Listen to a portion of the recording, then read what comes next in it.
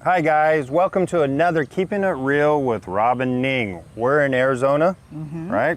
It's warm, we're in the shade. Yeah. Beautiful park in Candle Park. Ning, this is a highlight episode, and Right. we're gonna show 3 home runs showing how reverse mortgage helped each of those families. Actually, that's our topic dito sa highlight na to. And bakit po natin ginagawa ang highlights? Ang highlights, gusto lang po nating i-stress more yung pagkakaiba-iba ng istorya with the same topic, and that is the reverse mortgage. And so Rob, there's still a lot of people out there na nagtatanong sila yung reverse mortgage at marami pong misconception, and I guess this is our opportunity to help them understand kasi po yung atin pong tatlong napiling istorya, iba-iba ang epekto ng reverse mortgage sa kanila. They were able to be successful in what they're trying to do but through the help of reverse mortgage. Yeah, reverse mortgage is a very powerful tool for people who are retiring, different programs, different ages, but mostly 62, right? Right. And that is where they get a loan, and they have the option to not pay interest only, or they can still pay principal and interest. So it's a very powerful tool to increase your cash flow when you're retiring. Right. And just kagaya lang po ng ibang loan products out there, ang reverse mortgage is a loan. Hindi po iyon, there's no string attached, or there is no yung tinatawag nila na what's the catch. There is no catch. Meron pong mga guidelines at meron pong qualifications. Pero again, ito pong napili nating tatlong storya ay iba-iba ang needs na for some reason, yung reverse mortgage product ang naging very effective po sa kanila, and that's why they have the success story. Yeah, this first one shows how a 1031 can be used with a reverse mortgage. Myra and Orlando used it. You don't have a payment with a reverse mortgage or on your credit, and so they were able to do a 1031 and buy a home for their daughter May. I just want to say and explain that, Rob, na pag sinabi po natin na dun sa credit natin, pagka po tayo naka-reverse, lumalabas sa ating credit report na we are not paying that mortgage. That's why it shows 0 payment doon sa ating principal residence. And what that can do to you, ibig sabihin lang po nun, yung ating qualification, na free up yung ating qualification to acquire more, mag-apply tayo ng debt, kagaya po ng ginawa nila Mr. and Mrs. Aquino, na kapag 1031 sila sa tulong ng reverse mortgage, kasi po when you are doing 1031, you have to be qualified on the loan, and therefore, yun pong reverse mortgage na 0 payment sa credit, that frees up their income and their cash flow to qualify for 1031. And so, just in case people need to know what a 1031 is again, that is where you're selling an investment property and buying another property. In this particular example, they did a reverse on their personal residence, freed up their credit in order to execute the 1031. And not only that, Rob, natulungan nila na magkabahay yung kanilang anak. Panoorin po natin. I first met Rob and Ning when my parents started investing in their properties. I consulted them when I had to refinance my home in Tracy, 2019 or 2020. Shortly after that, we decided to sell my home in Tracy, California. So it would really be great to find a place closer to the Bay Area, definitely close to my parents. Ngunit may isang malaking problema si May. Kulang ang kanyang pondo para sa kapalit na bahay. Whatever proceeds they will have from that property, she won't be able to buy a property just by herself. Kailangan ng pamilya ngayon ng isang matinding plano. And because I couldn't really afford a down payment on another home in California because it's so expensive, my parents decided to step in because they were doing a 1031 exchange at that time. So we have around 650,000 proceeds from the 1031 exchange. In order for her to be able to afford the mortgage by herself, there should be a big down payment. So that big down payment came from the 650,000. So there are a lot of moving parts to me selling my home and my parents also selling their fourplex in San Jose, California. So it was a lot of timing that had to be calculated correctly, and everything happened almost a week within each other. I was happy to sell my home in December of 2021, and my parents closed their fourplex in San Jose within a week's time before that. So timing is everything. Naging maayos at epektibo ang paggamit nila ng 1031 exchange. From there, we started looking for a home that I could live in and rent out. It feels really good. You know, I really want her to be in a good place, especially, you know, with my grandson. May found her a sanctuary in the quaint little town of Martinez, California. The neighborhood in Martinez is incredible. It's 2 miles down from Pleasant Hill, so it has a lot of shops and a lot of restaurants, great restaurants. Everything that I really frequent is really close. My son's high school is about 3 miles away. Everything is close to the freeways and definitely about 30-minute drive to San Francisco to visit my parents. So we found a home in Martinez, California. So it really does pay to have a savvy investor for a mom. The family is likewise grateful for the many years of friendship and mentorship with Rob and Ning. I definitely think Rob and Ning had a lot to do with their success in real estate investing. My parents do their own research, but Rob and Ning really handholds every transaction each step of the way to make sure you are aware of what's happening from day one to the end of the transaction. Sa tulong ng reverse mortgage ni na Mr. and Mrs. Aquino, nakapag 1031 exchange ang mag-asawa na siya namang nagbigay ng malaking pondo para sa down payment ng bahay ni May. Without them, I don't know where we are right now. It's amazing. They made our life easier. We owe them our financial success right now. And my parents actually really appreciate that, their professionalism, and they've become part of our family throughout the years. Maraming salamat, Rob. The same to you, Ning. We love both of you from the bottom of our heart. Kung sakaling mag-retire ako, may pera pa akong dadalhin. Di ba, Ning? Di ba, Rob? For over 15 years now, Rob and Ning have been helping people across the USA with their home, money, and retirement problems. The results can be life-changing. It's all about setting a goal, strategizing a plan, and doing it right. They're ready, they're reliable, they're real, and they can help in all 50 states. Call 888-860-9530 or visit their website.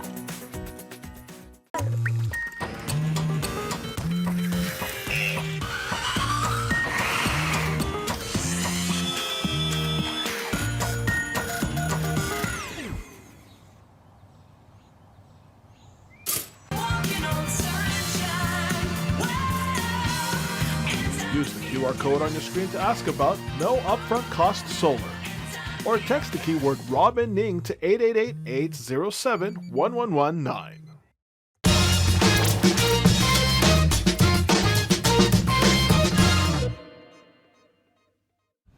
Welcome back, everyone. Ning, we have another highlight of how a reverse mortgage helped one of our clients. That's right. So would you imagine po, 3 beses nag-refinance ng reverse mortgage si Tita Annie. And every time po na nagre-reverse mortgage siya, nakakukuha siya ng cash kasi malaki yung kanyang equity. And she was able to use that cash for some very immediate needs and, and take care of people that she likes to take care of. And so she was able to refinance and get all that cash. Right. So Ibig sabihin po nun, yung mga nagsasabi na ang reverse mortgage, once you are on reverse mortgage, hindi na natin pwedeng i-refinance, wala na tayong pwedeng gawin. So ito po ang istorya ni Tita Annie na magpapatunay na hindi totoo ang ating mga naririnig. Panoorin po natin.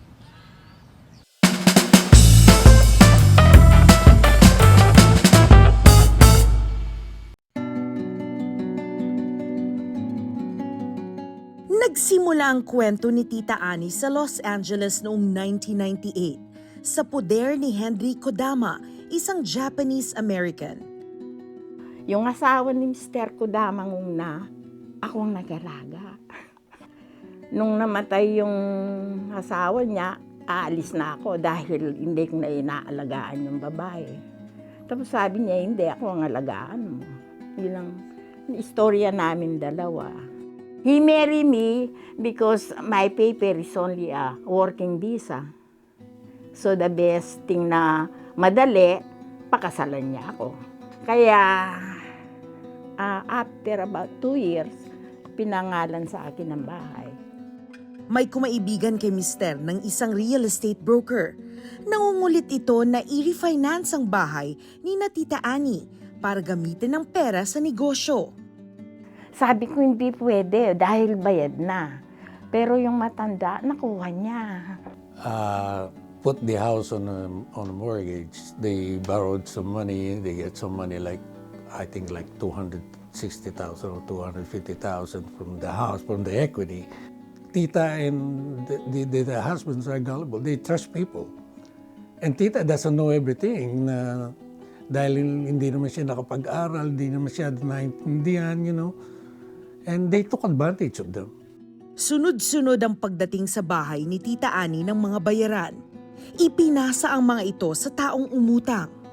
Sinisingil namin, alam mo naman, pag sinisingil mo, marami ng dahilan, hindi na nagpapakita, busy na and everything. Nagkaroon kami ng hearing. To make the long story short, we got a judgment. Nanalo kami sa kaso. The judgment is for like 262,000, I think.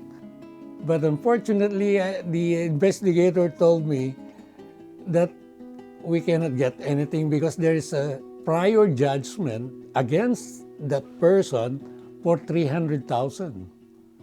So even if the property that she has is worth 260,000, we can get anything because they have the first judgment. May pangalawang demanda pa laban sa insurance company na napanalunan din ni na Tita Annie. Subalit, The check was issued to the attorney, not to Tita. The lawyer got the money from the insurance. Kaya si Eddie ang tumutulong sa akin. Pinadisbar ni Eddie yung attorney. Yun. Ako hindi ko alam gawin yun kung wala si Eddie. pati IRS ngayon ay naghahabol na rin kay Tita Annie. Presumably, she got 100,000 or 70,000. So, those are taxable. Natatakot ako kasi ang pagkaalam ko, pag may utang ka sa IRS, mabibilanggo ka ng ayaw ko. Sa kasamaang palad, sa gitna ng kaguluhan, pumanaw si Henry, ang asawa ni Tita Annie. Siyempre namatayan ako ng parang tatay, ganon. At saka nang dahil sa kanya, gumanda ang buhay ko, ganon. Nung buhay siya, walang utang ang bahay. And then nung mamatay siya, may utang ang bahay. Because of what happened. That's sad. Di kalaunan, nag-reverse mortgage si Tita Annie para di na siya magbayad ng mortgage buwan-buwan at makakaawas pa siya ng pera mula sa equity. Nung una kong nag-reverse, na si Eddie ang nagturo sa akin, inisip ko agad yung magpatayo ng apartment. Kahit na 3 butas lang.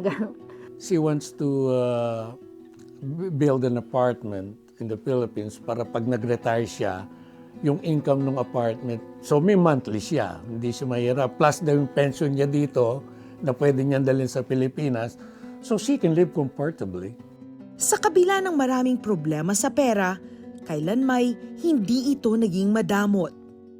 She's working her off, you know. She works 7 days a week. Lahat ng pinagkitaan ko dito, pinadadalo ko doon. Na paayos ko mga bahay nila. Lahat na nabayaran ko ang utang nila. It didn't solve everything, but we got to pay a little of the tax problem. But it's not enough, you know. Meron pa rin siyang credit card debt, meron pa rin babayaran sa IRS, you know. Nang pumasok sina Rob and Ning sa buhay ni Tita Annie, inayos ng dalawa ang estado ng byuda. Dahil sa laki ng equity ng kanyang bahay, nakapag-reverse mortgage ulit siya sa pangatlong pagkakataon. Dahil dito, nabayaran na lahat ng mga utang niya sa credit card at IRS. At higit sa lahat, wala nang hinuhulugan pang monthly mortgage si Tita Annie. Natulungan nila ako. Ngayon kung sakaling magre-retired ako, may pera pa akong dadalhin. Di ba, Ning? Di ba, Rob? Thank you, Rob and Ning. Now, Tita can retire in the Philippines comfortably because of you.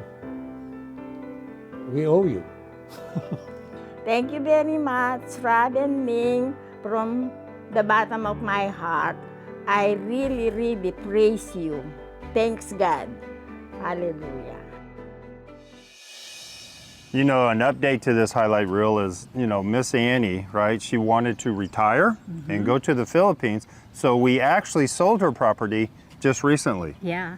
And she still got a lot of equity from the home, and in fact, you know, I'm so excited talking to her kasi ang dami niya pong plano sa Pilipinas to enjoy life with her relatives doon, and my goodness, that money can go a long way. Yeah, and we're not talking 5,000, we're talking hundreds of thousands of dollars. That's correct. So wag po kayong aalis kasi meron pa po kaming isang magandang istorya na ihahatid sa inyo. Hindi ako naghahawak ng pera niya, hindi ko alam what's going on. Wala siyang sinasabi sa akin. Siya lahat. Wala akong alam talaga. For over 15 years now, Rob and Ning have been helping people across the USA with their home, money, and retirement problems. The results can be life-changing. It's all about setting a goal, strategizing a plan, and doing it right. They're ready, they're reliable, they're real, and they can help in all 50 states. Call 888-860-9530 or visit their website.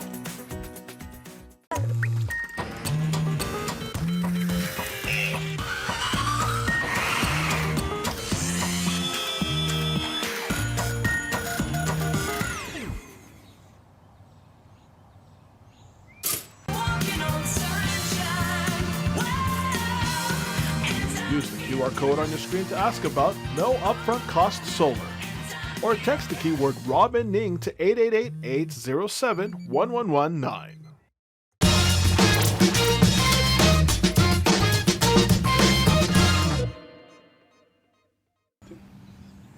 Welcome back again. Ning, this last highlight reel is about Mrs. Bunkadin and the issues and troubles they had with their credit.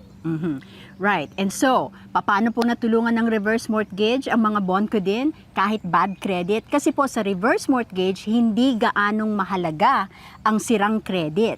So, lalo na po kung let's say meron tayong mga late payments sa mortgages, for as long as we have enough money, kung magre-refi po tayo, we have enough equity sa property to do this, or kagaya po nila Mr. and Mrs. Bonco din, they bought a house and put a huge down payment. Kahit sira ang credit nila, they were able to live in a brand new home. Yeah, their credit at that time would never qualify for a regular loan. That's right. But it did for the reverse mortgage. Right. So just know po na ang reverse mortgage, again, hindi maalaga na malaki ang income natin, na maganda ang credit natin, perfect credit. Ang mahalaga lang po is meron tayong enough na equity sa property, or we have enough money to put down payment, and then yun pong mga letter of explanation will be very helpful dito po sa scenario nila, and you know, it's been a successful thing for them. And you know, they're very happy in their new home. Let's watch their story.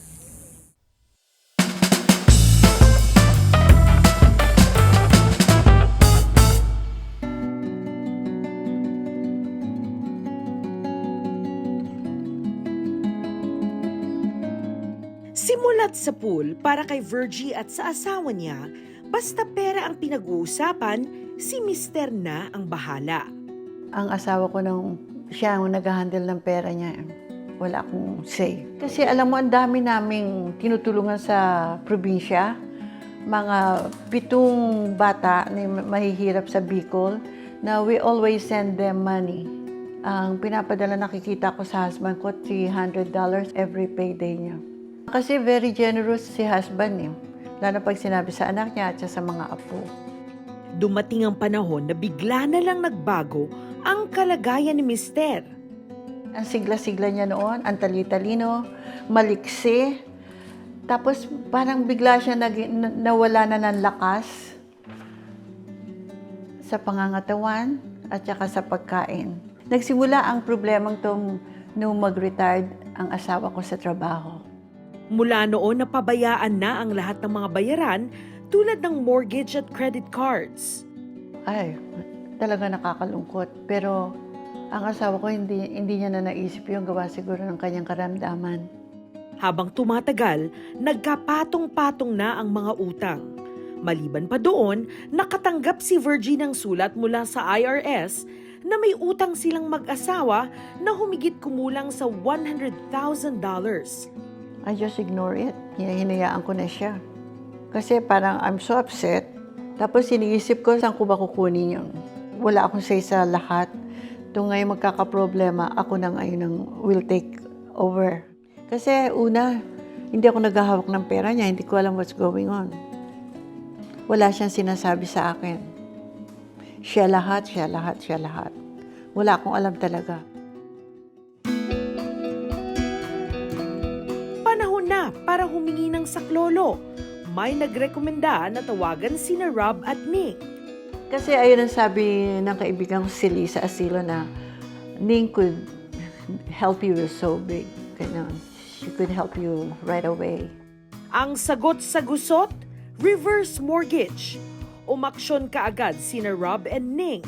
Nahanapan nila si Virgie at ang kanyang mister ng bagong tahanan at nawala ng parang bula ang mga utang. Sa credit card, nabayaran na. Sa IRS, tapos na.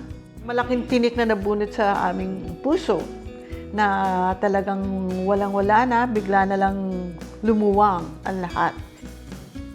Taos puso po kami nagpapasalamat kay Ning Giron, Miss Ning Giron at kay Mr. Rob Burton na sila po ang tumulong sa aming problema na nasolusyonan kaagad, na binigyan kami magandang tahanan na bagong-bago, ang bango-bango at maaliwalas na maaliwalas sa puso namin at sa isipan namin at sa buong aso namin at buong anak namin. Taos puso kami nagpapasalamat talaga. Ning, those are great stories to show the benefits of reverse mortgage, you know. But I do think we need to spend just a moment explaining the most common misconceptions of reverse mortgage. One is that you do not own your home. Right. And nakita po natin yung tatlong istorya, right? Na sila ang may-ari ng bahay. Why? Sila po ang pumirma ng mga mortgage documents nila at sila po ang nasa title, hindi ang bangko. Just like yung ordinary loan nyo po, conventional, FHA, reverse mortgage is exactly the same. Yeah. Number two, right, is that the kids will not inherit their home, right? That the kids no longer have that possibility. Maling paniniwala po iyon. In fact, kung kayo po ay merong will or merong kayong trust, doon po nakalagay, nakastate doon kung ano mangyayari doon sa ating mga asset pagka po tayo ay nawala. Sa reverse mortgage, you can exactly do the same thing to make sure na kung sino man po yung gusto nating magmana ng ating bahay, that will be accomplished. Yeah, and number three is that once you do a reverse mortgage, you're locked into your property. Oh my goodness. Si Tita Annie, did you see po, 3 beses nag-refinance, right? And then end up selling the property. Yeah. So, hindi po totoo na wala na tayong pwedeng gawin once na naka-reverse mortgage tayo. In fact, we don't have this kind of scenario, pero kung tayo po ay naka-reverse mortgage at gusto nyong bumalik sa conventional or sa FHA loan, you can do that even. Pero we have not seen any client doing that, right? No. No, no Because- reason to. Right, there's no reason. Kasi po, kung hindi na tayo nagbabayad ng mortgage, ba't pa tayo babalik dun sa scenario na magbabayad tayo ulit? So, you know, it was great to share these 3 highlight reels. I wish right? we have more to talk about, We're right? doing our best I to know. inform people on how reverse mortgage is good for them towards retirement, trying to get rid of those misconceptions. That's correct, yeah. Yeah. So if you have any questions about reverse mortgage, give us a call at 888-860-9530, or you can visit us online. Or go to our website po and schedule yourself for a free consultation with either Robert or Ning, or visit our Facebook page, Keeping It Real with Rob and Ning. Ang amin pong bagong website ngayon is keepingitreal.pro. That's right. And don't forget to join us again next week for another episode of Keeping It Real with Rob and Ning. Until then, bye.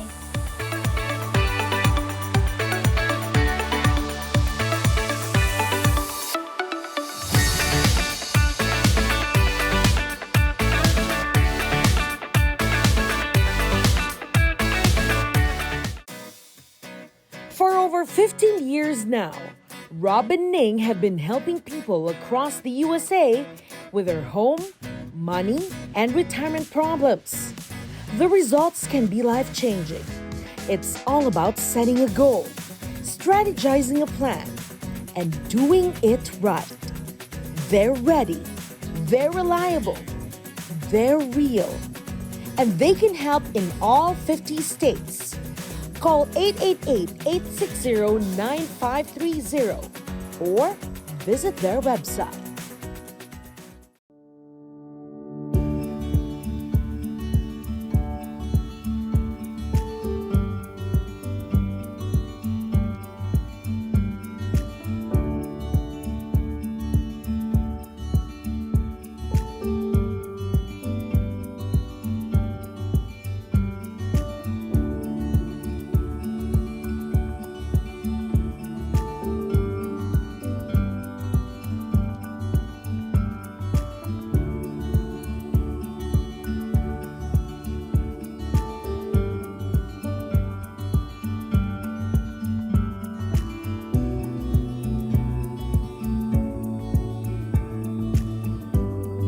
Save up to 50% on your electric bill with Sunrun.